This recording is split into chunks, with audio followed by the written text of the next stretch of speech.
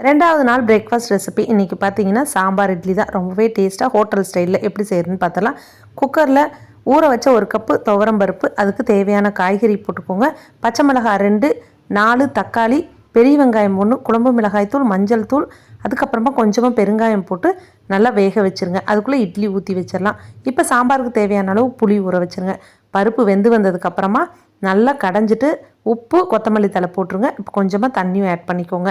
நல்லா இந்த அளவுக்கு கொதித்து வர்றப்போ புளியை ஆட் பண்ணிவிட்டு கரைச்சி வச்சுருக்கிறது எந்த அளவுக்கு தண்ணியாட்ட வேணுமோ அந்த அளவுக்கு ஆட் பண்ணிடுங்க. நல்லா கொதிக்க விடுங்க. இப்போ வானலியை அடுப்பில் வச்சுட்டு கொஞ்சமாக எண்ணெய் விட்டு கடுகு, ஜீரகம் நல்லா தாளிச்சிட்டு வெங்காயம், காஞ்ச மிளகாய், கருவேப்பிலை போட்டு தாளித்து நம்ம வேக வச்சு வச்சுருக்க பருப்பு ஊற்றி கொதிக்க விட்டு 1 கைப்பிடி அளவு கொத்தமல்லி கூட கொஞ்சம் நெய் ஊற்றிட்டு ஒரு கொதி விட்டு ஆஃப் பண்ணிடுங்க. இப்போ சாம்பார் இட்லி செய்யலாங்களா? இட்லிகளை அடுக்கி நல்லா 4 கரண்டி சாம்பாரை ஊற்றி மேலே இட்லி பொடி, நெய் ஊற்றி கொடுத்து பாருங்கள். பசங்க விரும்பி சாப்பிடுவாங்க.